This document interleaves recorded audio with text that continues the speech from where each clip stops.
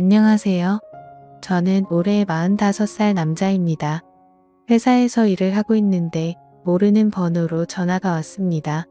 전화를 받자 처음 듣는 목소리의 남자가 저보고 아내 이름을 들먹이며 얘기했습니다. 나 미진이 사랑하는 사람입니다. 미진이와 만나기 시작한 지 3년째고 우리는 서로 사랑하고 있습니다. 그런데 미진이가 마음이 약해서 차마 가정을 버리지 못하네요. 이 정도 만나면 남편 되는 사람이 알아서 눈치채고 물러날 줄 알았는데 어쩜 이리 모르고 사는 겁니까? 눈치가 없는 겁니까? 자기 아내한테 관심이 없는 겁니까? 어떻게 자기 아내가 매주 다른 남자를 만나고 오는데 3년이 돼도 모르고 있어요? 저는 일하다 말고 이게 뭔가 싶었습니다. 아내한테 애인이 있다니요? 그것도 3년이나 만난 애인이 있다니 아무리 생각해도 너무 말도 안 되는 소리다 했지요. 진짜 애인이라고 쳐도 상간남이 전화가 와서 내가 네 아내 애인이라고 얘기하는 게 이게 상식적으로 말이 안 되는 소리 같아. 순간 이거 신종사기 전화구나 했습니다. 개인정보 빼가서 내 전화기에 있는 가족들 전화번호로 내 가족인 척 친척인 척 하는 사기 전화가 많다고 하더니 이것도 그 비슷한 종류의 스팸이라고 생각했던 거지요. 그래서 저는 야, 너 뭐야? 너 보이스피싱이지? 했더니 그 남자가 아주 신경 거슬리게 웃더니 전화를 끊어버렸습니다. 저는 기분이 아주 찝찝하고 더러웠지만 그냥 그렇게 끊는 걸 보니 스팸이 맞나 보다 생각하고 털어버렸습니다. 그리고 그날 저녁 아내한테 가서 당신 애인 있어? 당신 애인이 전화 왔던데? 나 미진이 애인이라고 했더니 아내가 그게 무슨 말이야? 무슨 말도 안 되는 소리 했습니다. 그래서 제가 당신이 그렇게 얘기할 줄 알았어. 나도 똑같이 얘기했어. 무슨 말도 안 되는 소리냐고 내가 보이스피싱이지 하니까 웃으면서 전화를 끊어버리대. 요즘 스팸 무서워. 내 개인정보는 대체 어디서 빼가서 사기를 치는 거야. 정신 바짝 차리고 살아야 돼 했더니 그러니까 모르는 전화 받지 마. 요즘은 전화만 잘 못 받아도 개인정보 다 빼간다잖아. 암튼 빨리 끊어 다행이지 뭐야 하더군요. 그래서 저는 참 별일 다 했다. 앞으로는 모르는 번호 아예 안 받아야겠다 했지요. 그리고는 그 전화는 잊었습니다. 제 입장에서 봤을 때 정말 말도 안 되는 소리였으니까요. 그 전화를 받고 일주일 뒤 모르는 번호로 또 전화가 걸려왔습니다. 가만 보니 일주일 전에 걸려왔던 그 번호 같더군요. 그래서 저는 보이스피싱이라 생각하고 전화 끊어버렸고 며칠 후 또 전화가 걸려오기에 아 이거 진짜 끈질긴 놈이네 하고 또 전화를 끊어버렸지요. 저는 혹시나 실수로 이 전화를 받게 될까봐 보이스피싱이라고 번호도 입력해 놓았습니다. 그런데 그 보이스피싱이 장난이 아닌 겁니다. 똑같은 번호 비슷한 시간대에 하루에 한 통씩 전화가 걸려오는 겁니다. 요즘 보이스피싱은 원래 이런 식으로 하는 건가, 원래 이렇게 끈질긴가 싶었지요. 그런데 아무리 생각해도 보이스피싱 치고는 한 사람한테 너무 공을 들인다는 생각이 들었습니다. 그것도 이미 보이스피싱인 것을 눈치챈 사람한테 이렇게까지 하는 건 좀 이상하다 싶었지요. 끝도 없이 전화가 오는 것도 이상하고 비슷한 시간대에 전화가 오는 것도 이상하고 진짜 뭔가 있나라는 생각이 들더군요. 그 사람 전화가 보이스피싱이 아니라면 아내한테 진짜 애인이 있다면 그 사람이 진짜 아내 애인이라면 믿을 수도 없고 믿고 싶지도 않았지만 불가능한 일은 아닌 것 같았습니다. 그 후로 저는 아내를 유심히 살펴봤습니다. 그런데 아내는 평소와 같았습니다. 아침이 되면 다 같이 아침을 먹고 아이는 학교로 저와 아내는 일터로 나갔습니다. 아내는 아이를 낳고 나서 경력 단절로 일자리를 구하기 힘들어 옷가게에서 일을 했는데 아이도 챙기고 저녁도 해야 한다며 낮에 몇 시간만 일을 한다고 하더라고요. 그래서 돈은 별로 많지 않지만 돈을 많이 버는 것보다 가족들 챙기는 게 더 중요한 것 같다며 아이가 어린이집에 다니기 시작할 때부터 5년째 그 일을 하고 있습니다.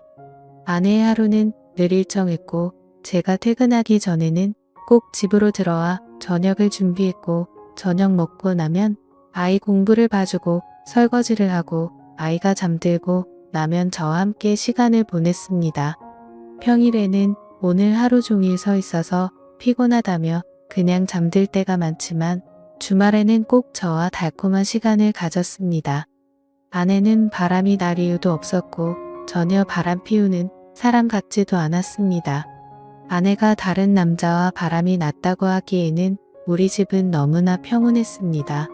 그런데 계속 걸려오는 전화의 기분이 찝찝한 건 어쩔 수 없었습니다.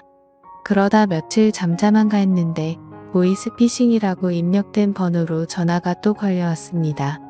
저는 전화를 받을까 말까 하다가 이게 뭔지 진짜 보이스피싱이 맞는지 확인은 한번 해봐야겠다 싶었습니다. 그래서 전화를 받았지요. 처음에 받았을 때는 별 생각 없이 받아서 몰랐는데 다시 받아보니 이 사람이 한 전화는 공중전화 같았습니다. 내가 전화를 받으니 통화하기 진짜 힘든 사람이구만. 이제야 전화 받아요? 지금까지 정말 내가 헛소리했다고 생각한 모양이네. 그런데 오늘은 전화 왜 받았어요? 가만 보니 아내가 바람 피는 것 같죠. 하더군요. 당신 뭐야? 뭐하는 사람이야? 했더니 나 당신 아내 애인 당신보다 더 당신 아내를 사랑하는 사람입니다. 하더군요. 이거 미친 사람 아니야? 야, 너 뭐야? 너 왜 자꾸 이따위 전화하고 그래? 이유가 뭐야? 너 이거 내 번호도 아니지? 너 이거 공중전화에서 전화하는 거잖아. 이거 완전 사이코패스 아니야? 지금 뭐 하자는 수작이야? 저도 모르게 소리를 쳤습니다. 왜 나한테 화를 내요? 화를 내려면 당신 아내한테 화를 내야지. 나는 당신 아내가 다른 남자와 바람이 났다는 거 얘기해주는데 고마워해야 하는 거 아닌가? 그렇게 속고 살면 완전 호구지. 정말 모르는 거예요? 그냥 적당히 눈 감아주고 모른 척 하는 거예요? 했습니다. 이거 완전 또라이 아니야? 너 지금 나 협박하는 거야? 내 말이 사실이면 공중전화로 하지 말고 나하고 만나. 아내하고 3자 대면에서 사실인지 협박인지 확인해보자고. 만나면 3자 대면에서 사실이면 그때는 당신 아내하고 헤어질 건가? 그게 약속하면 내가 앞에 나타나지. 순간 뭐라고 할 말이 없었습니다. 만약 3자 대면에서 저 사람 말이 사실이라면 진짜 내 아내가 제 남자 애인이라면 갑자기 아내와 헤어진다는 것은 상상도 할 수 없는 일이었습니다. 그래서 제가 말했습니다. 나는 내 아내를 믿고 당신 말이 사실이라고 생각하지 않아. 하지만 이렇게 전화해서 얘기를 하는 데는 그만한 이유가 있을 것 같은데 나 생각할 시간이 필요해. 내일 다시 전화를 주면 내가 3자 대면을 할지 말지 결정할 테니까 내일 다시 얘기했지요. 저는 이름도 얼굴도 전화번호도 모르는 그 남자 때문에 머리가 터질 것 같았습니다. 그 남자는 누군지 도대체 나한테 왜 이러는지 알아야겠다 생각이 들었습니다. 어떻게든 끝을 보지 않으면 절대 끝날 것 같지 않았습니다. 저는 우선 아내와 얘기를 해봐야겠다 싶었지요. 제가 제일 믿는 사람도 아니고 그 누구보다 믿어야 할 사람도 아니니까요. 저는 아내한테 그날 있었던 일에 대해 얘기를 했습니다. 그리고 물었지요. 어떻게 된 거야? 솔직히 말해줬으면 좋겠어. 당신한테 진짜 애인이 있는 거야?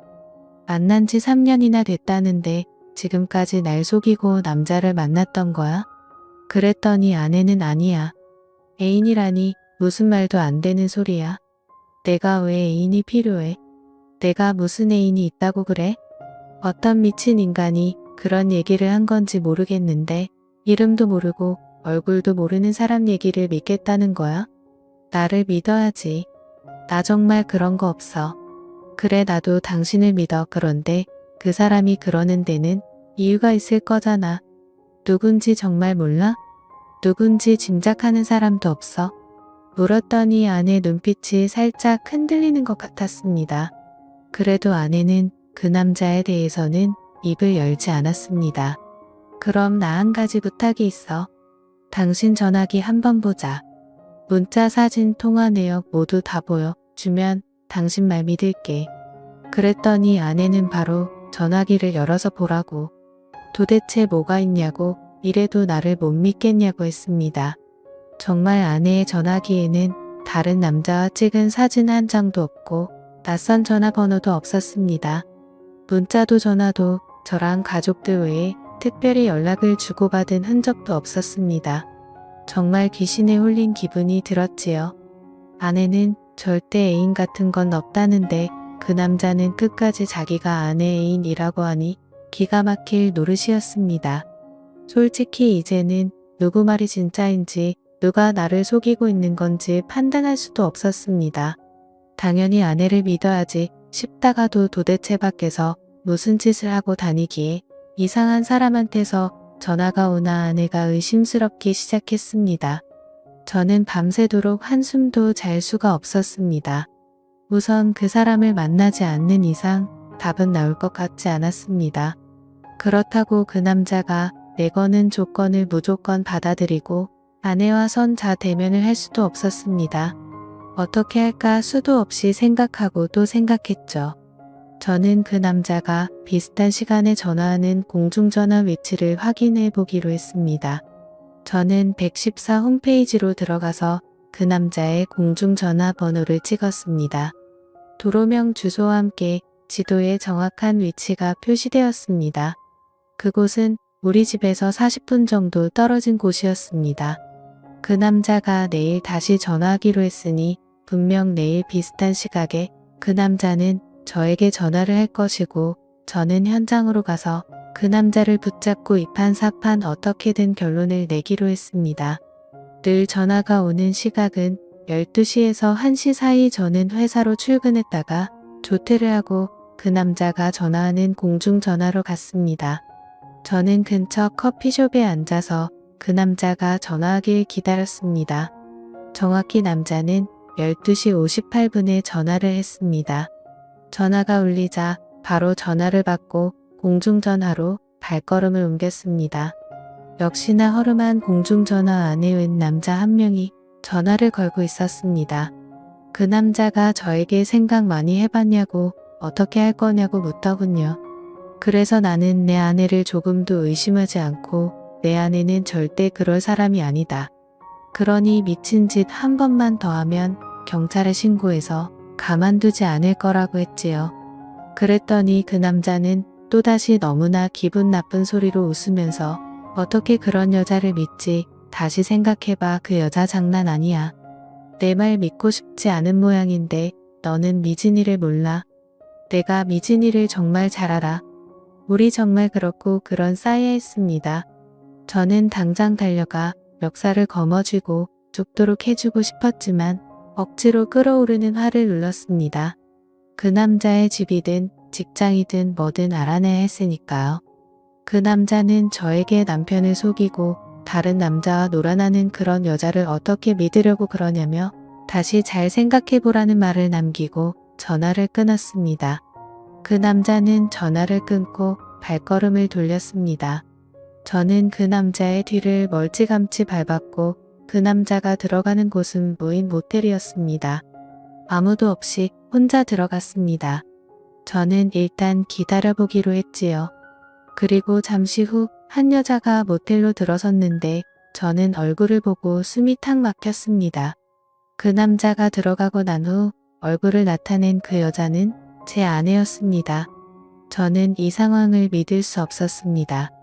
이렇게 되면 그 남자의 말이 모두 사실인 셈이었지요. 하지만 끝까지 아내는 아니라고 했고 자기 말을 믿어달라고 했고 저는 아내를 믿었습니다. 그런데 어떻게 이런 일이 있을 수 있는지 눈으로 보고도 믿을 수 없었습니다. 저는 무조건 아내 뒤를 따라갔습니다. 아내는 제가 있는지 없는지 전혀 눈치도 채지 못한 채 짧은 치마를 입고 높은 구두를 신고 걸어갔습니다. 그리고 아내는 방 번호를 확인하고 들어갔습니다. 아내가 방으로 들어서고 문이 닫히기 전에 저는 발로 문을 고정시키고 방문을 열어 젖혔습니다. 아내와 제 눈이 마주친 순간 죽은 사람이 살아 돌아오기라도 한 듯 아내는 소스라치게 놀라며 그 자리에 주저앉아 버렸습니다. 당신이 여기 어떻게? 아내는 차마 말을 잇지 못했고 그 남자는 올 것이 왔다는 듯 특히 당황하지 않았습니다. 저는 아내를 붙잡고 소리쳤습니다. 이게 어떻게 된 일이야? 아니라고 했잖아. 나 당신을 믿었어. 그런데 이게 뭐야? 지금 이 시간에 당신이 왜 여기 있어? 왜 여기 있냐고 나한테 전화한 저놈이랑 왜 여기 있어? 진짜 저놈 애인이라도 되는 거야? 저놈 말이 다 맞아. 그런 거야? 내가 미친 사람처럼 소리를 쳤다. 아내는 내가 묻는 말에는 대답하지 않고 저 인간이 전화했어. 당신한테 전화한 사람이 저 인간이야. 하더군요. 그랬더니 그 남자가 얘기했다고 말하더군요. 내가 전화했어. 우리 둘이 3년을 만났다고, 우리 둘이 그렇고 그런 사이라고 했지. 다른 남자 품에 안기는 여자 왜 끼고 사냐고 헤어지라고 했어. 당신 남편과 나를 위해서. 그 남자 얘기가 끝나자 아내는 그 남자에게 다가가 있는 힘을 다해 그 남자 뺨을 3대에 후려쳤더군요. 이 안에서 있었던 일 절대 발설하지 않는다. 이게 이 세계룰 아니야. 그런데 너 왜 이래? 내 남편한테 왜 전화를 한 거야? 얘기해서 뭐하게 도대체 뭐 하자는 거야? 도대체 왜 그랬냐고 아내가 울고 불고 소리쳤습니다. 자꾸 만나다 보니 내가 좋아져서 너를 사랑하게 돼서 그래서 다른 남자하고 공유하고 싶지 않아서 왜 그러면 안 돼. 그러니까 내가 이중생활 그만하라고 했잖아. 그만하고 그냥 나랑 살자고. 이 남편하고도 헤어지고 그냥 나랑 살자고 몇 번이나 말했어. 일 그만두면 내가 버는 이 돈 몇 배로 준다고 내가 얘기했잖아. 그 남자 말이 끝나기도 전에 아내는 그 남자 뺨을 한 대 더 올렸습니다. 나 아이가 있다고 몇 번을 말했어? 내가 비록 여기에 돈 벌러 나왔지만 가정은 깨고 싶지 않다고. 나는 내 남편도 사랑하고 내 아이도 사랑해. 그러니까 우리 사이는 여기까지라고. 돈을 받고 만나는 사이? 그 이상도 아니라고 했잖아. 그런데 왜 이래? 왜 이렇게까지 하는 건데?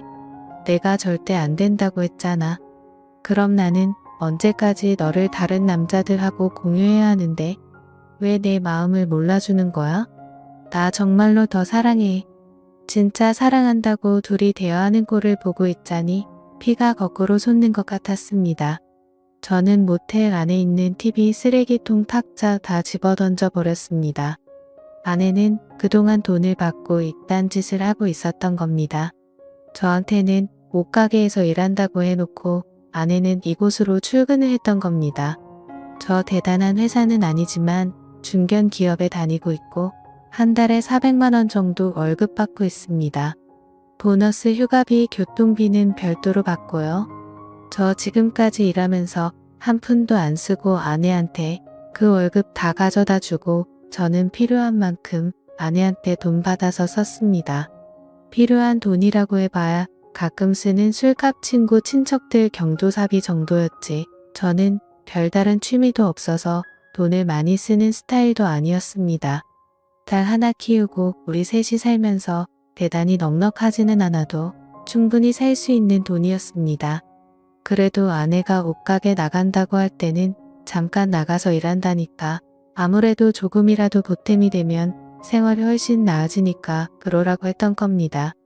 그런데 아내는 지난 5년간 저를 속이고 남자들을 만났으며 그것도 몇 명을 VIP로 정해놓고 마치 애인 만나는 것처럼 만나고 있었고 그 중에 의사, 은행원, 언론인 등 여러 명이 있었는데 은행에 다니는 이 남자는 40이 되도록 결혼하지 않고 있다가 아내를 만난 후 아내에게 목을 메었던 겁니다.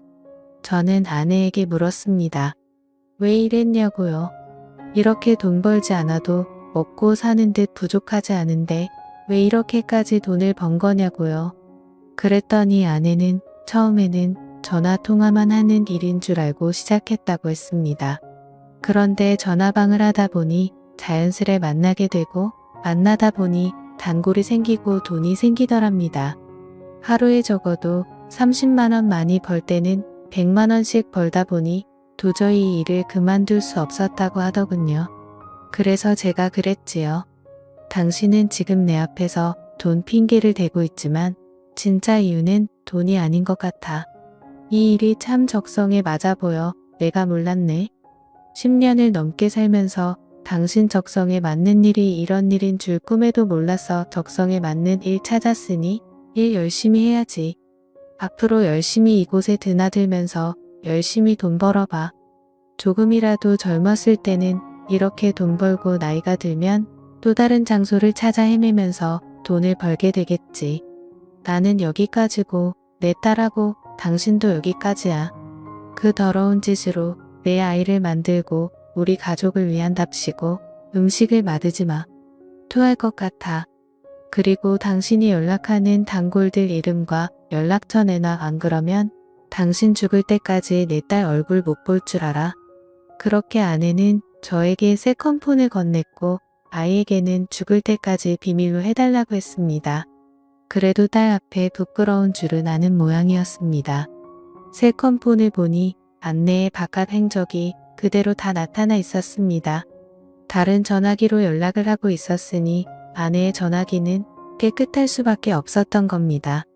저는 저에게 연락한 그놈을 상대로는 전화통화 내역과 연결책을 잡아 소송을 걸었고 다른 사람들도 전화 연락 문자 주고받은 증거들을 모아서 소송을 걸었습니다.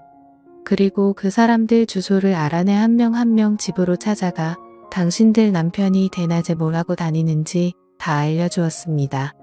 고상한 척 좋은 아빠 좋은 남편인 척 하면서 당신들 남편 어떻게 살고 있는지 한번 보라고요. 낮에 열심히 회사에서 일하는 척 하면서 돈을 뿌리고 다니는 사람들이다. 그런데 당신들은 남편이 뭐하고 다니는지 꿈에도 생각지 못했을 거다.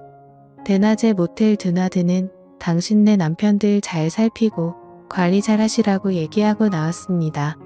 그 이후 아내는 미안하다부터 시작해서 절대 앞으로 그러지 않겠다는 말까지 수도 없이 용서를 빌었지만 저는 도저히 아내를 받아들일 수 없어서 아내와 결국 헤어졌습니다. 아내는 돈 버는 게 무슨 죄냐고 악을 썼지만 저는 그렇게 돈 버는 것은 죄라고 특히 가족들에게는 용서받지 못할 죄라고 얘기해주고 그 후로 연락을 끊었습니다.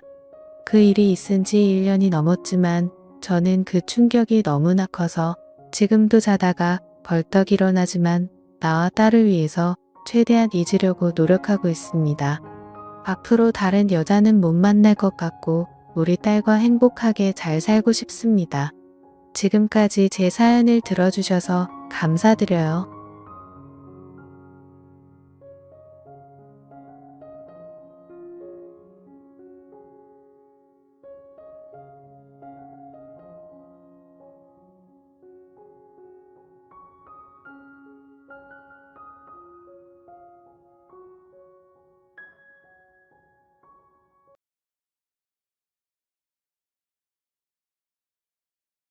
저는 장모님 집 비밀번호를 알고 있었습니다. 비밀번호를 치고 들어요. 그렇게 저는 장모님과 그렇고 그런 관계가 됐습니다. 친구들에게라도 말하고 싶어 입이 근질거리지만 참아야겠죠. 안녕하세요. 우선 저에 대해서 얘기해 드리겠습니다. 저는 낚시를 좋아합니다. 왜 낚시를 좋아하게 됐냐면요. 속세서 벗어나고 싶은 날이었습니다. 그때였죠. 동네 친구인 민수가 낚시를 가자고 했습니다. 무슨 낚시야? 평소 저는 낚시에 대해서 좋은 인상을 가지고 있지 않았습니다. 돈도 많고 시간도 많은 부자들의 스포츠 아니겠습니까? 제겐 도움 하나 되지 않는 취미였습니다. 들어보니 낚시 도구도 싼 값이 아니더라고요. 하지만 그날은 부장님한테 실컷 털리고 온 날이었습니다. 먹지도 않는 맥주를 깐 뒤 아내 앞에서 아니 김 부장이 아우 진짜 내가 한번 복수할 거야.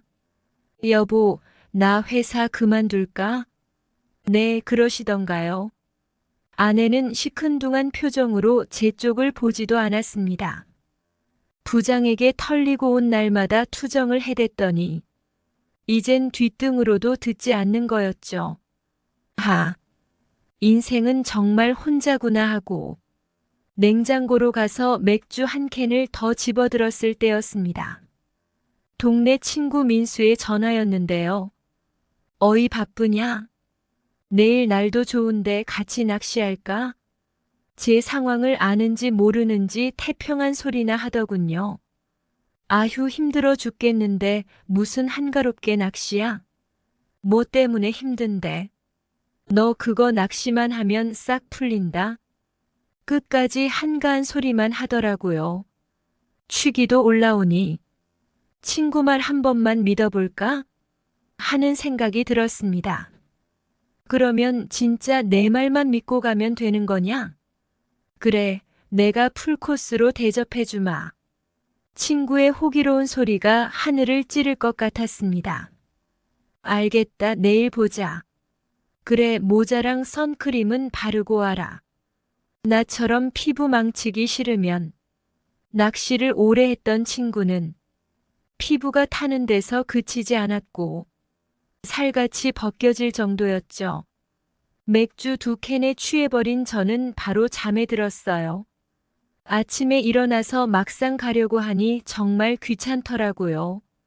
그나마 다행인 건 낚시하는 곳이 바로 장모님이 사는 근처였는데요. 그래, 잘 됐다 가는 김에 장모님한테도 들려야겠구만. 하고는 친구에게 전화했습니다. 그래, 준비 다 했지? 친구는 제가 평생 안 해줄 것처럼 하다가 낚시를 한다고 하니 신이 난 것처럼 보였습니다. 그래, 벌써 준비 다 했어. 거기로 가면 되지.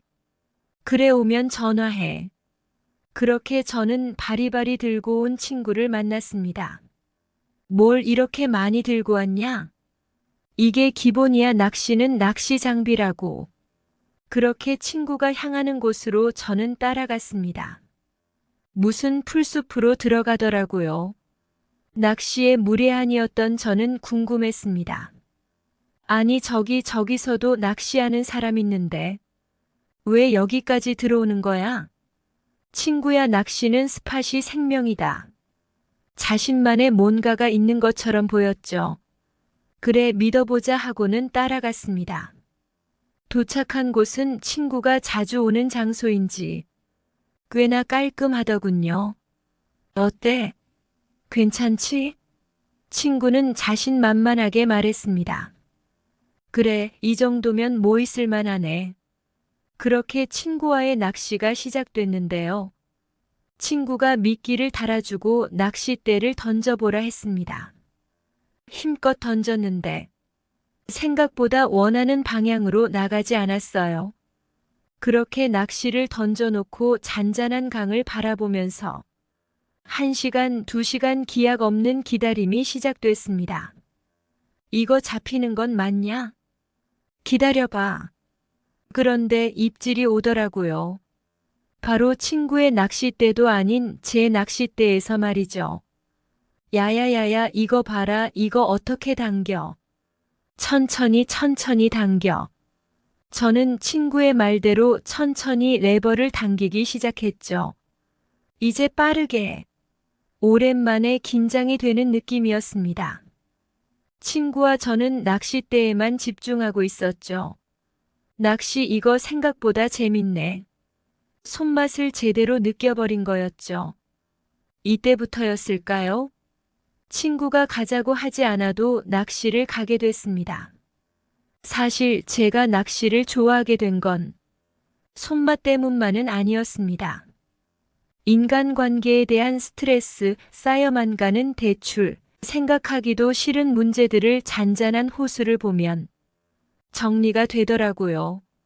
그 결정타가 손맛일 뿐이었죠. 아내는 자꾸 어디를 가냐면서 타박을 주긴 했지만 아내의 잔소리마저도 낚시를 위안으로 삼고 있었죠. 친구는 비 오는 날이면 낚시를 절대 하지 말라고 당부 아닌 당부를 했습니다. 강가는 비 오면 금방 물이 불어나니까 위험해. 그렇게 낚시를 하자던 친구가 진지한 눈으로 그렇게 말하더라고요. 비 오는 날까지 낚시를 하냐? 하면서 대충 얼버무렸습니다. 사실 저는 비 오는 날에 낚시를 하는 게 좋았는데요. 그냥 이슬비 정도 내릴 때 있잖아요. 어느 주말이 되던 날이었습니다. 저의 몸은 자연스럽게 낚시 장비를 챙기고 있었습니다. 오빠 오늘 비 온다는데 갈 거야? 까지 말라는 듯한 눈초리를 보내고 있었죠. 응, 조금만 하고 올게. 조금만 도대체 무슨 재미로 하는 거야? 나는 그냥 물고기 잡으려고 하는 거지 하고는 후다닥 달려나왔죠. 낚시 스팟에 가서 낚시를 하던 중이었습니다. 날씨 예보대로 이슬비가 똑똑 떨어지더군요. 적당한에 계속해서 낚시를 했습니다. 그런데 웬걸 갑자기 굵은 물방울이 퍼붓기 시작했는데요. 저는 서둘러서 장비를 챙겨 차로 향했습니다. 그런데 차에 문제가 생겼는지 시동이 걸리지 않았는데요. 엎친 데 덮친 격이었습니다. 뭐 안 되는 날엔 왜 이렇게 안 되는 게 많은지. 인생이라는 게 이런 건가 싶더라고요. 그러고 보니 저번에 간다던 장모님을 안 뵀는데 차 시동도 안 걸리는 김에 한번 뵈러 갈까 하는 생각이 들었습니다. 낚시하는 곳에서 걸어서 5분 거리였으니 부담도 없었는데요. 장모님에게 따로 연락은 하지 않았습니다. 음식을 사들고 깜짝 놀래켜 주시면 좋아하겠지? 저는 장모님 집 비밀번호를 알고 있었습니다. 비밀번호를 치고 들어가니 집에서는 약간의 소음이 들렸습니다. 소음의 정체는 진동, 비슷한 소리였습니다. 멀리서 들었을 땐 장모님이 씻고 머리를 헤어드라이기로 말리나 하는 소리였습니다. 장모님 저 왔습니다 하고는 방문을 열었는데 저는 못 볼 것을 봐버렸습니다. 연락하지 않은 제 실수였습니다. 아이고 장모님 죄송합니다. 저 못 봤습니다 하고는 얼른 방문을 닫았습니다. 도대체 뭘 본 거냐고요? 바로 장모님이 혼자 위로하며 즐기고 있는 모습이었죠. 그 진동의 정체는 기구였습니다. 장인어른은 3년 전에 암으로 돌아가셨어요. 꽤나 긴 투병 끝에 돌아가셨기 때문에 장모님은 혼자 지내는 시간이 많았습니다. 그래도 이 정도로 외로우실 분이실 줄은 몰랐어요. 장모님은 옷을 주섬주섬 입고 거실로 나왔습니다. 아이고 김서방. 왜 온다고 전화를 안 해 하고서는 방금 본 거는 비밀로 해주게. 부끄러운지 얼굴이 시뻘개져 있었죠. 네 장모님 방금 본 건 비밀로 하겠습니다. 제가 사가지고 간 건 해물찜이었는데요. 이걸 먹고 가야 하나? 그냥 가야 하나 고민하던 중이었습니다. 장모님이 제 손에 들린 해물찜을 보고는 김서방 센스도 참 좋아. 내가 이거 먹고 싶어 하는 건 어찌 알았대? 제 손에 봉지를 건네받고는 상을 차리기 시작하셨습니다. 김서방 먹고 갈 거지? 아까 그 장면을 봤으니 그냥 가고 싶었지만 한편으론 얼마나 외로우셨으면 하는 애석한 마음이 들었습니다. 예, 먹고 가야죠. 차도 퍼졌고. 차 고장 났어? 밖에 비도 많이 오는데 오늘은 자고 가게. 차가 고장 났다는 말에 장모님은 자고 가야 한다고 단언을 하시더라고요. 택시를 타고 가면 된다고 말했지만 고집을 부리셨습니다. 예, 장모님 오늘은 자고 내일 차 고치러 가겠습니다. 결국 장모님 고집에 못 이겨 자고 가게 됐습니다. 상이 다 차려졌고 장모님은 소주를 가져오셨는데요. 김선방 한 잔밖에.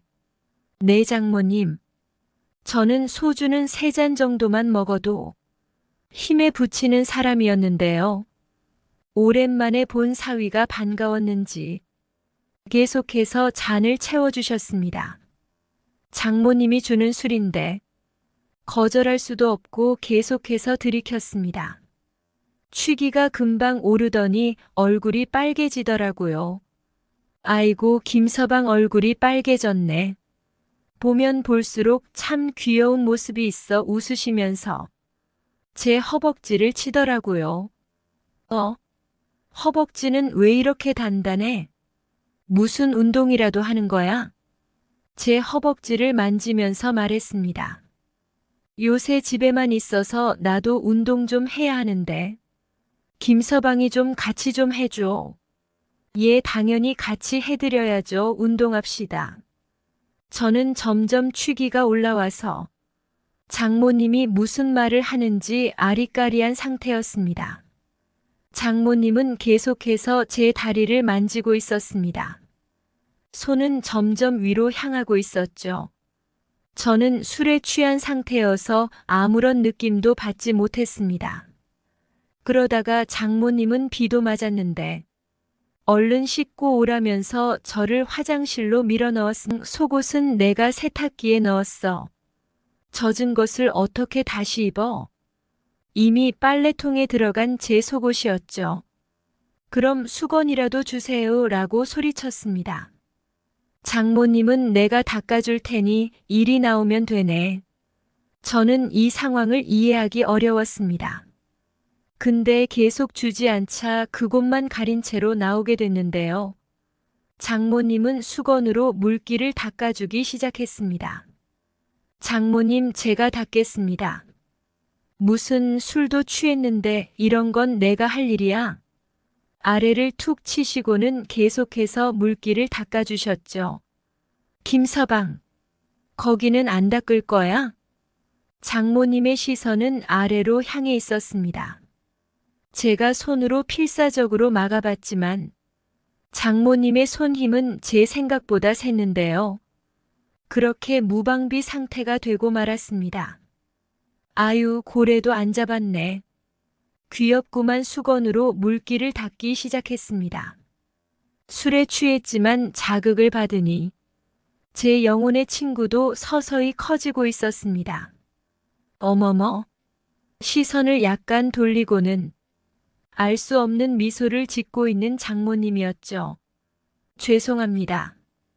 장모님, 이건 제가 컨트롤할 수 있는 부분이 아니라 알지, 알아 하고는 시선을 피하지는 않으셨습니다.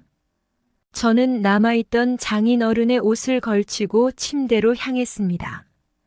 털썩 누워서 바로 잠에 골아떨어졌는데요. 그런데 이상한 기분이 들어 잠에서 깼습니다. 이불 안에서 뭔가 꼼지락대고 있더라고요. 비몽사몽한 상태로 이게 뭔가 했는데 그 안엔 장모님이 있었습니다. 김서방, 김서방이나 이해해줘. 나 요새 외로운 거 알지? 간절한 목소리로 부탁하더라고요. 저는 그만 허락하고 말았습니다. 사실 장모님은 나이대와 다른 동안이었는데요.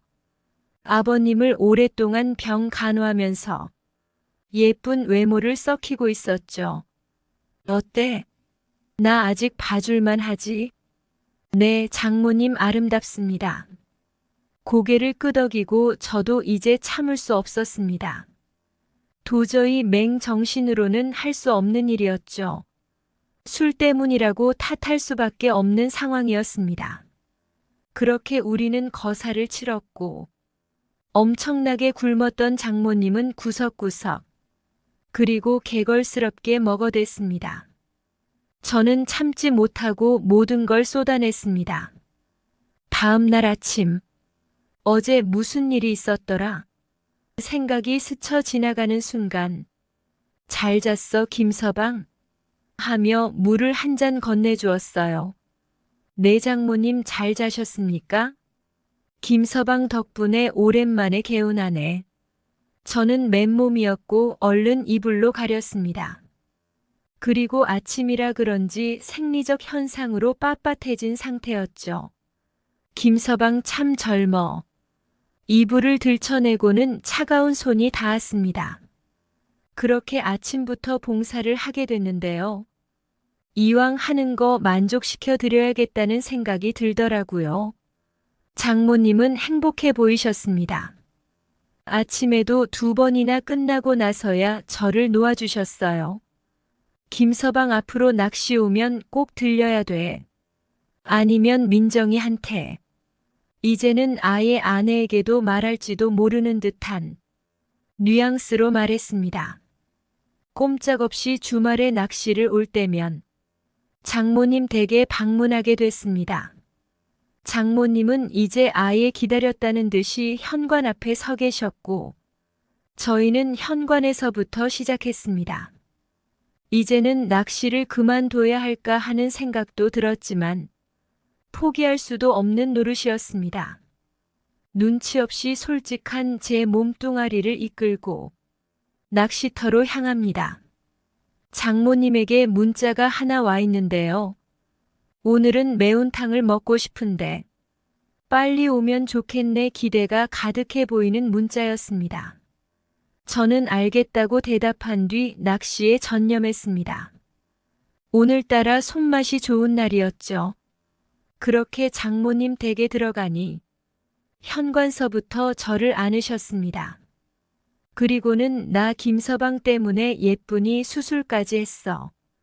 비교적 나보다 나이가 많은 게 걱정으로 다가온 듯 보였습니다. 김서방을 만족시켜 주려면 나도 이 정도 노력은 해야 될 거 아니야. 수줍은 목소리가 떨리고 있었습니다. 장모님은 안 하던 화장도 하셨고 옷도 차려입고 있었습니다. 그 모습을 보고 있자니 지금까지 어떻게 외로움을 버틴 건지 장모님이 안쓰러워졌습니다. 그렇게 우리는 다시 사랑을 나눴죠. 예쁜이 수술에 효과가 있었는지 저는 3분도 못 참고 쏟아내버렸습니다. 장모님은 껄껄 웃으면서 하길 잘한 것 같아 라고 말했죠. 저는 요새 낚시를 하지 않아도 장모님 집을 갑니다. 민정에게도 말하지 못한 비밀인데요. 요새 장모님은 날이 갈수록 과감해집니다. 저는 어떻게 해야 될까요? 이제는 제가 더 푹 빠져버린 것 같아요.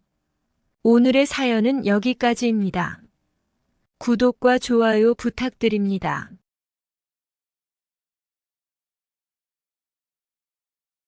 안녕하세요.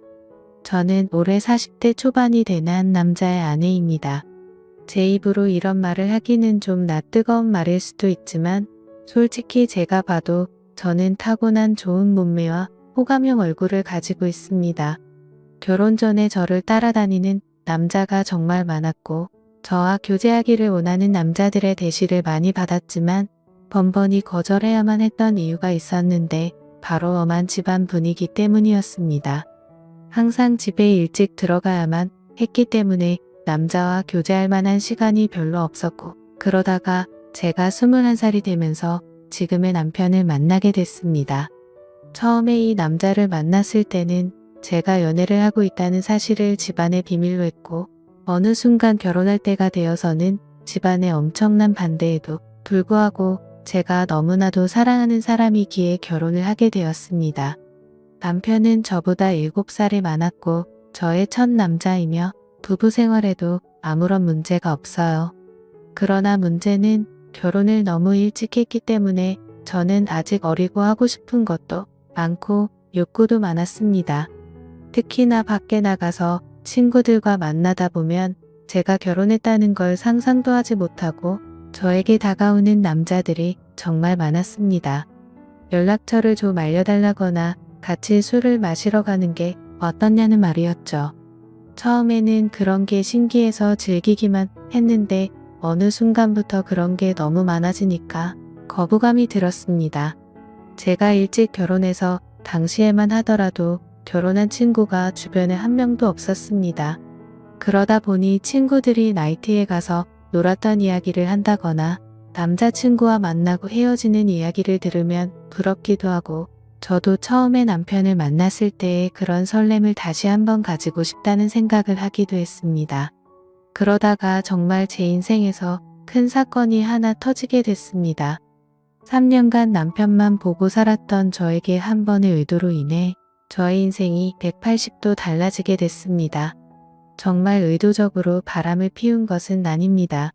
저는 실수라고 말하고 싶지만 어느 순간에는 저도 제 자신을 주체하지 못하고 있더라고요. 제가 20대 초반이었을 때 그때까지만 해도 저는 다른 남자를 만난다는 것은 범죄라고 생각했고 인간으로서 쓰레기 같은 행동이라고 생각했습니다. 그날도 여느 때와 다름없이 퇴근하는 남편을 위해 요리를 하고 있었어요. 현관문 열리는 소리에 남편을 맞이하러 달려나가니 울상을 짚고 들어와 한숨을 쉬는 남편에게 놀라서 물어봤습니다. 자기야, 무슨 일 있어? 아, 속상해. 오늘 휴대폰을 잃어버렸지 뭐야. 그 휴대폰은 산지 얼마 안 되었고 할부도 아직 많이 남아있는 상태였습니다. 저는 아쉽지만 그냥 잊어버리라고 얼마나 정신없게 일했으면 휴대폰을 다 잃어버리냐고 남편의 엉덩이를 토닥여주고 다시 하나 더 사면 된다고 위로했습니다. 그런데 문제는 그 다음날에 남편 번호로 저에게 전화가 왔어요. 여보세요? 저희 가게에 휴대폰 맡기고 가신 가족분 되시나요? 네, 누구시죠? 어제 가게에 방문한 손님이 휴대폰을 맡기고 술을 20만원어치 먹었는데 계산도 안 하고 휴대폰을 찾아가지 않으셔서요. 여기 저장된 번호로 연락해봤어요. 저는 처음에 그 말을 듣고 남편을 의심했지만 그럴 리가 없다고 생각했기 때문에 알아보니까 누군가 휴대폰을 주워서 가게에 맡기고 외상으로 술을 먹은 것이었습니다. 가게 주인은 휴대폰을 찾아가려면 술값을 가지고 술집으로 오라는 말을 했습니다.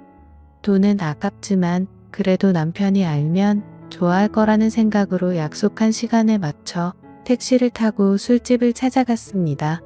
그때 시간이 오후 5시 정도였는데 제가 갔을 때 그곳은 이제 막 가게를 오픈하고 있었어요. 문 앞에 주인으로 보이는 젊은 남자가 있었습니다. 휴대폰 찾으러 왔다고 말하자 가게에 있다며 지하 2층인 술집으로 저를 데리고 갔습니다. 휴대폰을 확인하자 남편 것이 맞았는데 20만원을 주기에는 너무 아까웠습니다. 솔직히 저희 남편이 잘못한 게 아니고 이걸로 술 먹은 다른 남자가 잘못한 건데 왜 그 돈을 제가 물어줘야 하나 싶더라고요. 그러다 문득 그 남자의 외모를 살펴봤습니다. 머리카락은 굉장히 길었고 통이 큰 바지를 입었으며 자기 사이즈보다 적어도 몇 개는 더 커 보이는 와이셔츠를 입어서 그런지 꼭 무슨 힙합하는 청년처럼 생겼더라고요. 걷는 걸음걸이도 껄렁껄렁하고 팔에는 문신이 보였는데 깔끔한 정장만 입는 제 남편과는 정반대의 자유로운 느낌이 많이 풍기는 사람이었습니다. 생긴 것만 보면 제가 좋아하는 얼굴상으로 제법 잘생겼지만 옷 입는 게 영 마음에 들지 않았습니다. 저도 제가 왜 그랬는지 모르지만 갑자기 그 남자에게 한 가지 제안을 하게 되었습니다. 저기 혹시 관심 있으면 술값 20만 원치만큼 오늘 그쪽이랑 같이 시간 보내줄 수 있는데 어때요? 솔직히 이건 정말 어처구니 없는 제안이었습니다. 말하는 동시에 저는 얼굴이 빨갛게 달아올랐거든요. 그 남자는 놀라는 듯 하다가 갑자기 술집 문을 걸어 잠그면서 저에게 다가왔습니다. 그 남자는 저에게 묻더군요. 그 말 진심이에요? 정말 하고 싶어요? 저는 20만 원이라는 금액이 아까운 것도 아까운 것이지만 그 남자에 대한 호기심이 더 컸던 것 같습니다. 그래서 그냥 한 번쯤 시간을 보내는 건 어떨까 하는 생각이 들었던 것이죠. 저는 다시 한번 말했습니다. 진심이죠. 대신에 오늘 일은 확실하게 비밀로 해줘야 해요. 그리고 오늘 딱 한 번만이에요. 그렇게 그 남자와 갑작스럽게 가게 안에서 시간을 보낸 후에 휴대폰을 돌려받고 집으로 돌아왔습니다. 이것이 제 첫 외도의 시작이었습니다. 이왕 외도를 할 거면 좀 로맨틱하게 했어야 됐는데 너무 난장판이었다는 생각이 들더군요. 그날 밤 이후로 술집 주인은 저에게 가끔 연락을 해왔지만 저는 연락을 받지 않았습니다. 막상 외도를 해보니까 그다지 좋지도 않았고 오히려 다른 걸 더 느껴보고 싶다는 생각이 들었기 때문입니다. 그 뒤로 저는 남편 외에 다른 남자를 만나는 것에 대해 호기심이 생겼어요. 아는 사람을 만났다가는 남편이 알게 될까봐 걱정이 되었고 집에만 있는 저로서는 다른 남자를 접할 기회가 쉽지 않았습니다. 그러다 생각지도 않았던 사람과의 일이 벌어지고 말았습니다. 여름방학이라고 대학생이었던 남편의 동생이 서울 구경을 하고 싶다며 저희 집에 놀러오게 된 적이 있는데 워낙에 나이 차이도 얼마 안 나고 저도 대입시험을 본 지가 엊그제 같아서 이런저런 얘기하면서 친해졌습니다. 그리고 넉살이 좋은 도련님은 형수라고 하며 저를 잘 따랐습니다. 도련님 입장에서는 나이 차이가 얼마 안 나니까 제가 불편할 수도 있었는데 별로 개의치 않고 행동하는 걸 보고 좋다고 생각했습니다. 그러다 하루는 도련님이 놀러 나갔다가 비가 무척 내려서 집에 일찍 온 날이었습니다.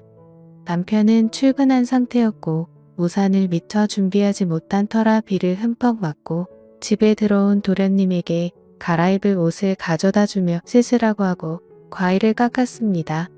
거실에서 단둘이 과일을 먹으면서 이런저런 이야기를 나누었고 그날따라 제가 눈을 마주치면 도련님은 어색한 듯 피했는데 그 묘한 느낌이 아직도 생각이 나네요.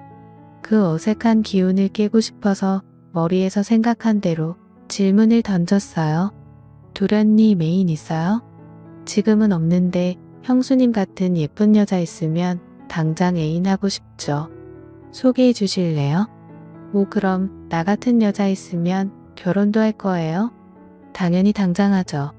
한치의 고민도 없이 당연하다고 말하는 도련님을 보며 이상한 충동이 일어났습니다. 저는 그런 도련님의 손을 덥석 잡아버렸고 눈을 쳐다보며 물었습니다. 이렇게 하니까 설레기도 해요. 한참 정적이 흐르고 얼어있던 도련님은 마주 잡은 손에 슬쩍 깍지를 끼더라고요. 그렇게 저와 도련님 사이에 묘한 감정이 흐르기 시작했습니다. 그 일이 있고 나서 남편에게는 도련님 서울 구경시켜준다고 말하고 일주일 동안 대놓고 데이트를 했습니다. 그 나이 또래들처럼 설레는 연애를 다시 하는 것 같아서 며칠 동안은 정말 두근거리고 신났었습니다. 하지만 그것도 역시나 오래가지는 못하더라고요. 일주일 후에 터미널에서 도련님을 보내고 나니 그 뜨거웠던 마음이 순식간에 식어버렸습니다. 몸이 멀어지니까 자연스럽게 마음도 멀어지게 된 것이고 계속해서 저를 달래주지 않으니 저도 흥미를 잃게 됐습니다. 그렇게 여름이 지나고 날씨는 조금씩 선선해지기 시작했습니다. 심심한 마음에 남편 몰래 휴대폰 어플로 채팅이라는 것도 해봤지만 이렇다 할 만남을 가지지는 못했습니다. 제 주변 또래 친구들은 채팅하는 어플로 친구도 많이 사귀고 연애까지 하는 애가 있던데 이상하게 저는 별 볼 일 없는 남자들만 꼬이는 것 같았습니다.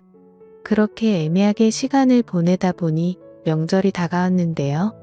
저희 시댁은 춘천 쪽에 있었는데 연휴 전날부터 가서 신나게 명절 음식하고 설거지하고 집안에 하나밖에 없는 며느리라 몸이 부서지도록 일을 했어요. 언제까지 며느리가 이렇게 일해야 되는 거냐고 투덜거리기는 했지만 워낙에 나이 차이가 많이 나니까 대들지도 못하겠더라고요. 명절 다음 날 아침에 친정집에 가려고 준비를 하는데 시어머님이 점심을 먹고 가라고 하셨습니다.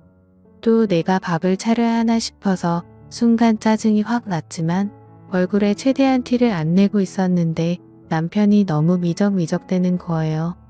빨리 준비하고 출발해야 하는데 준비를 하는 둥 마는 둥 조금만 더 누워있다가 가면 안 되냐고 TV나 보고 앉아있고 정말 답답해 미치겠더라고요.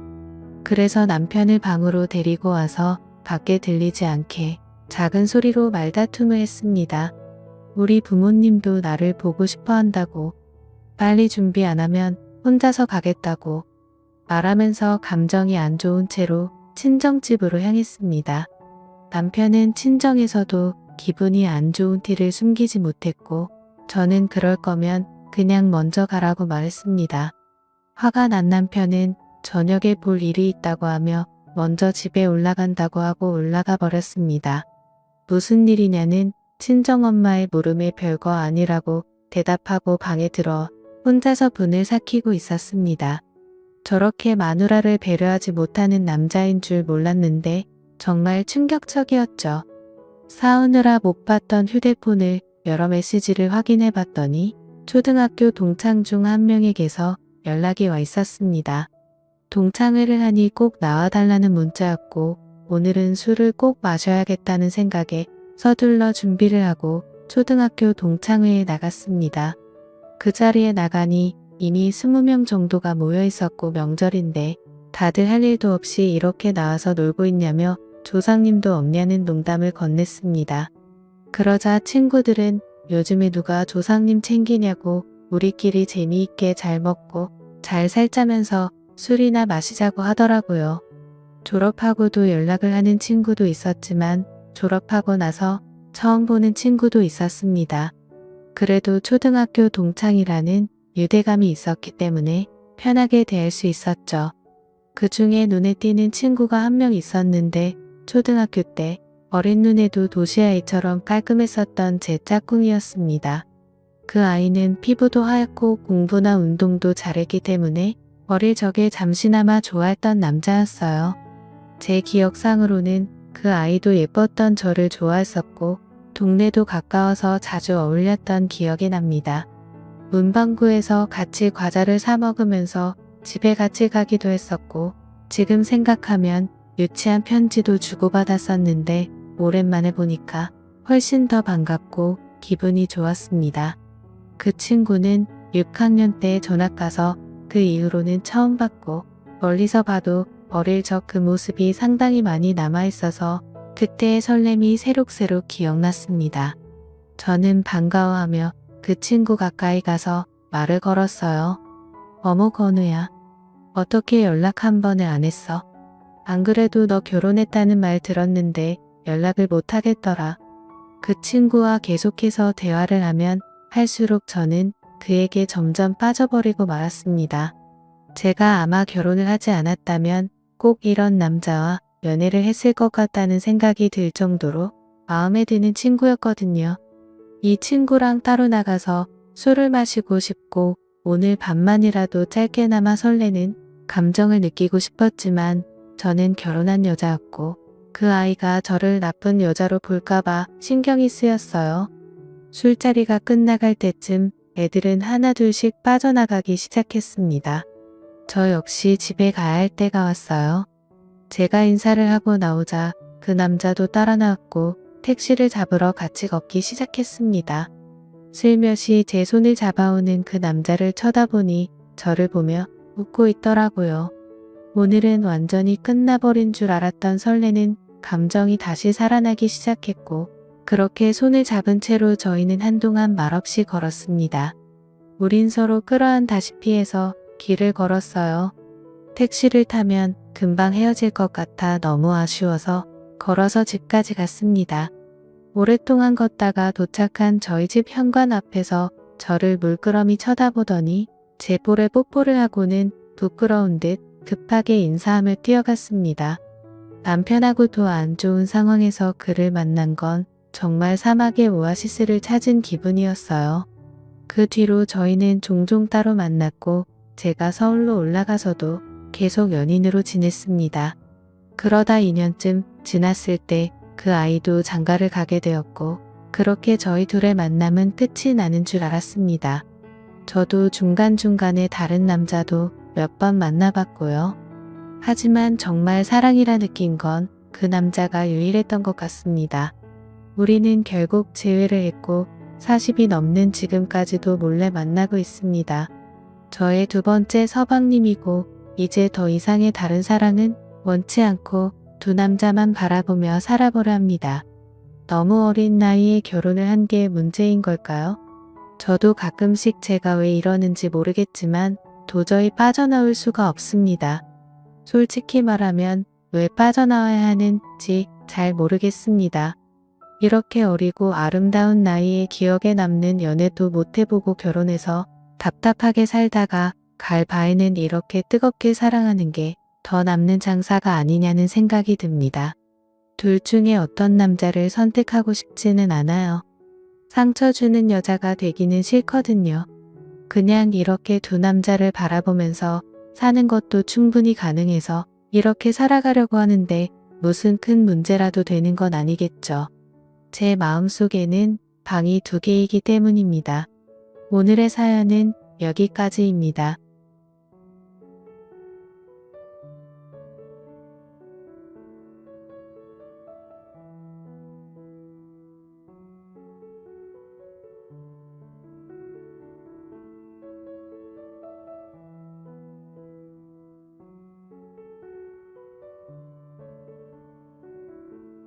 바로 뒤따라 들어가서 장모님을 뒤에서 껴안았다.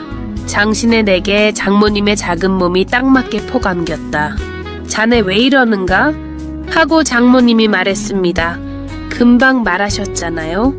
이번에 참기 힘들면 장모님이 풀어주신다고. 저 오늘 도저히 참기 힘들어요. 풀어주세요. 장모님이 스르르 몸에 힘을 빼셨다. 그리고 기다렸다는 듯이 뜨겁게 받아들이셨다. 그날 우리 침실에는 아내가 아니라 장모님이 계셨다.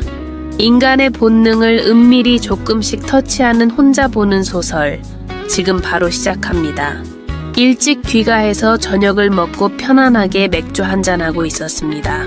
아내가 갑자기 부탁할 게 있다고 진지하게 다가왔습니다. 갑자기 진지하게 나오니 화들짝 겁이 났습니다. 뭔 말인지 불안해서 빨리 해달라고 했습니다. 회사에서 유럽으로 장기 출장을 받았으니 보내달라는 것입니다. 아내는 패션 회사 다니는데 다른 직원들도 장기 출장을 가는 편입니다. 이번에는 아내가 그 차례가 온 모양입니다. 저는 집안일은 내 혼자 할 수 없다고 말했습니다. 장모님을 불러서 그 3개월을 부탁한다는 것입니다. 그렇다면 저는 출장 가도 된다고 말했습니다. 우리 부부는 초등 1학년인 아들이 있습니다. 나는 보통 일이 많아서 귀가도 늦는 편입니다. 평일에 집안일을 해줄 사람이 필요했습니다. 아내가 자기 엄마를 달래서 장모님이 우리 집에 오신다고 합니다. 오히려 장모님께서 자청해서 오겠다고 했답니다. 퇴직을 해서 무료했던 차에 잘 됐다고 하셨습니다. 장모님은 작년까지 선생으로 근무하셨습니다. 원래 선생이라서 그런지 딱딱한 면도 많이 있습니다. 그래도 대체로 밝고 명랑하고 어린애 같은 분입니다. 개구쟁이 아들도 할머니를 무척 좋아합니다. 조그마한 몸매에 착하게 생기신 장모님을 나도 무척 좋아합니다. 평생 세상 물정 모르고 걱정 없이 살아서 그런지 완전 동안입니다. 40대 후반 같이 보이는 귀여운 아줌마 같은 할머니입니다. 나는 현재 40이고 직업이 공무원이라서 여유는 있습니다. 처가집은 경기도에 있어서 우리 집과 거리가 좀 있습니다. 그래서 장모님이 우리 집에 와서 계시게 되었습니다. 장인어른이 60대 초반으로 아주 건강하십니다. 작년에 공무원 퇴직해서 집에서 놀고 계십니다. 장인어른은 유튜브로 건강에 관한 것을 많이 보십니다. 밥도 건강식 해먹는다고 장모님하고 매일 요리 때문에 신경전이라 합니다. 공무원 성격으로 꼬장꼬장한 장인어른과 선생 출신의 딱딱한 장모님 둘 다 놀면서 집에서 매일 싸우는가 봅니다. 와이프도 부모가 티격태격 싸우는 게 신경이 많이 쓰였는가 봅니다. 출장 명령 받자마자 장모님께 전화해서 도와달라고 했습니다. 엄마가 기분 전환할 좋은 기회라고 생각한 것입니다. 장모님도 얼씨구나 좋다 하고 승낙을 했습니다. 혼자 남은 장인어른이 불만이 많았지만 손자를 돌보겠다고 하는 데는 어쩔 수 없이 승낙을 했습니다. 장모님은 그 지겨운 영감 잔소리 안 듣고 매일 손자하고 노는 것이 너무 즐겁다 하십니다. 무기력한 생활에 활력소가 되는 기분이라고 하십니다. 장모님이 우리 집에 와서 2달이 좀 지났습니다. 곧 아내도 장기 출장에서 집으로 올 때가 다 됐을 때입니다. 장모님과 같이 생활하면서 조금 묘한 기분이 들기 시작했습니다. 원래부터 장모님과 나는 사이가 좋았습니다. 나는 장신이고 장모님은 조그만하고 귀여운 여인입니다. 장모님도 우리 사위 키 크다고 저를 아주 좋아했습니다. 와이프하고 연애할 때도 우리 사이를 적극 지지했습니다. 키가 훤칠한 남자와 결혼하는 것이 로망이었다고 말했습니다. 장인어른이 키가 별로인데 안정된 직업이라 결혼했다고 합니다. 아내가 출장 가기 전부터 부부관계가 뜸했습니다. 아마 둘 사이에 약간의 권태기 같은 것인가 봅니다.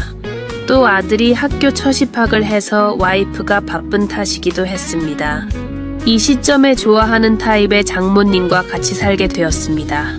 장난기 많은 저는 장모님께 약간의 장난도 칩니다. 그동안 사이도 무척 친해지고 서로 터치도 자주 일어나고 합니다. 우리 잘생긴 박서방 하면서 너무 잘해주십니다. 저녁밥을 차리려고 주방을 귀엽게 왔다 갔다 하십니다. 그때는 장모님이 귀여워 죽겠다는 생각도 듭니다. 새로운 자극이 아마 필요했던 시점인가 봅니다. 귀가 중에 역 근처에서 업소 명함이 흩어져 있길래 한 장 집어들었습니다. 그때는 아무 생각 없이 잠바 포켓에 넣고 집으로 왔습니다. 마누라 무서워서 그런 곳에 거의 간 적이 없습니다. 가고는 싶지만 같이 갈 사람도 주위에 없습니다. 집으로 돌아오는 길에 약간의 장난기가 발동했습니다. 장모님께 오늘 커피를 쏟았다고 세탁해달라고 드렸습니다. 그러면 포켓을 뒤질 거고 그 명함을 발견하실 것입니다. 그 쑥맥이신 분이 그런 명함을 보고 어떤 반응을 할까 궁금했습니다. 장모님이 그런 업소를 아시는가 궁금도 했습니다. 와이프 입원 중에 이런데 가서 푸는가 하고 화내실 모습이 보고 싶었습니다. 그날은 아무 일도 없이 넘어갔습니다. 그 다음 날이 되었습니다. 은근히 기대를 하고 일찍 퇴근을 했습니다. 오늘은 세탁한다고 아마 그 명함을 봤을 것이다. 그날 마침 아들이 학교에서 캠프를 가고 저녁에 둘만 되었습니다. 하지만 둘이서 식사를 하는 동안 아무 말이 없었다. 역시 모르는구나, 아니면 명함을 못 봤나 하고 생각이 들었습니다. 아들이 없어서 그날은 식사 끝나고 맥주를 한잔 했습니다. 평소에 내가 맥주 한 잔 권해도 손사래를 치셨던 장모님입니다. 그런데 그날은 자청해서 맥주를 한잔 하시겠다고 하십니다. 손자도 없으니까 심심하다고 하시면서 나에게 맥주잔을 대면서 따라달라고 하십니다. 오늘 왜 이렇게 장모님이 적극적이실까? 참 별일이네 하고 생각이 들었습니다. 우리 둘이는 도란도란 재미나게 맥주를 몇 병 마셨다. 술이 들어가자 장모님은 얼굴이 발개지며 취기가 올라왔습니다. 취한 장모님이 왜 이렇게 예쁘고 귀엽게 보이는지 몰랐습니다. 마구 가슴이 두근두근거리며 흥분되었습니다. 그때 장모님이 그 문제의 명함을 꺼내시며 말했습니다. 자네 이런 업소에 자주 가는가 하고 물었습니다. 안 보신 줄 알았는데 술자리에서 이야기하려고 하신 것입니다. 아니요, 주길래 무심결에 받았어요. 라고 말하면서 장모님 눈치를 봤다. 그런데 장모님 이게 무슨 업체인지 어떻게 아세요? 하고 슬쩍 역으로 되받아 쳐봤습니다. 왜 그래? 나도 알거는 알아. 나 세상 물정 모르는 쑥맥 아니야. 하고 얼굴이 완전 빨개지며 항의하듯이 말하셨습니다. 자네 말 돌리지 말고 솔직히 숨기지 말고 말해봐. 얼마나 자주 다녀 이런데. 그렇게 다그치는 장모님 얼굴이 홍시같이 변했습니다. 그 모습을 보자 장난기가 발동을 해서 살짝 거짓말을 했습니다. 요즘 그 사람이 병원에 있어서 너무 쌓여서 딱 한 번 약간 가련하게 보이는 투로 말을 했습니다. 그런데 아주 세게 나와야 되는 장모님이 좀 이상했습니다.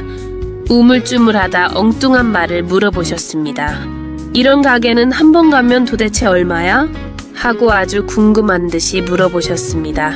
전혀 생각지도 못한 질문에 나는 완전 당황했습니다. 하지만 장모님은 진지한 눈빛으로 나를 보고 계셨습니다. 그런데 그 분위기가 좀 묘했는데 혼내는 분위기가 아니었습니다. 좀 세게 말해야겠다 싶어서 과장되게 말했습니다. 저기 어머님 한번 가면 70만 원 정도 됩니다. 어머님 다시는 안 갈 테니 둘만의 비밀로 해주세요. 허구 장모님 눈치를 살짝 보며 말했습니다. 그런데 장모님은 깜짝 놀란 목소리로 말했습니다. 아니 세상에 그렇게 많아. 돈 벌기가 너무 쉽구나. 어이가 없네. 그러더니 한참을 술잔만 비우면서 무엇을 생각하시는 눈치이다. 혼자 생각하시는 그 모습이 너무너무 귀엽게 보였습니다. 한참을 있더니 장모님이 생각지도 못한 깜짝 놀랄 말을 하셨습니다.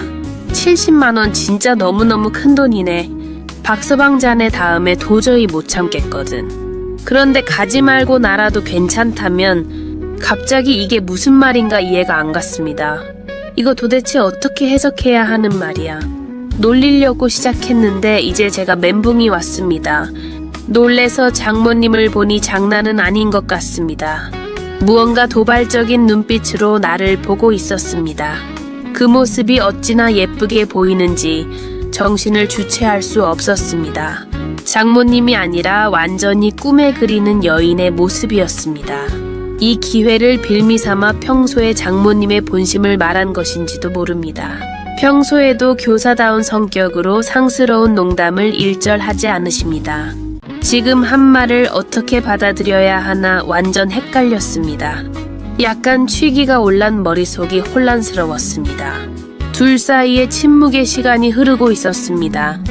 갑자기 침묵을 깨고 장모님이 배시시 웃으면서 말했습니다. 자, 그럼 난 이만하고 쉬겠네 하고 일어나셨다. 그리고 샤워를 하기 위해 욕실로 가셨습니다. 나는 혼자서 남은 술을 홀짝거리면서 어떻게 해야 하나 생각했습니다. 도대체 이 상황에서 내가 어떻게 해야 하나? 아까 보인 장모님의 웃음은 어떤 의미인가? 장모님이 나를 유혹하신 것 맞는데 확신이 들지 않았습니다. 한참을 있더니 장모님이 목욕을 하고 나와서 자러 간다고 방으로 들어가신다. 들어가면서 자네도 얼른 목욕해 하면서 또 살짝 미소를 짓습니다. 그 미소를 보고 느낌이 확 왔습니다. 아, 장모님이 나를 원하고 있구나. 바로 뒤따라 방에 들어가서 장모님을 뒤에서 껴안았습니다. 장신의 나에게 장모님의 작은 몸이 딱 맞게 폭 안겼습니다. 자네 왜 이러는가? 하고 장모님이 말했습니다. 금방 말하셨잖아요. 이번에 참기 힘들면 장모님이 풀어주신다고. 저 오늘 도저히 참기 힘들어요. 풀어주세요. 장모님이 스르르 몸에 힘을 빼셨습니다. 그리고 기다렸다는 듯이 뜨겁게 받아들이셨다. 그날 우리 침실에는 아내가 아니라 장모님이 계셨다. 우리는 오랜만에 황홀한 시간을 보냈습니다. 같이 사랑을 나누어 보니 서로가 좋아하는 타입이었다. 나는 장모님과 같은 귀엽고 자그마한 타입을, 장모님은 나와 같은 훤칠하고 키 큰 타입 남자를. 말하자면 우리는 인너궁합이 맞는 커플이었습니다. 장모님은 왜 그런 말이 불쑥 튀어나왔는지는 모르겠다고 하셨다. 언제부터인가 나 같은 남자하고 연애해봤으면 하는 바람은 있었다고 하셨습니다. 기회가 주어졌을 때 자연스럽게 말이 흘러나온 것 같다고 하셨습니다. 장인어른하고는 40대 중반부터 관계는 없었다고 했습니다.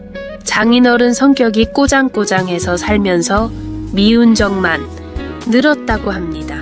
그날 이후로 우리의 연애는 뜨겁게 조심스럽게 타올랐습니다.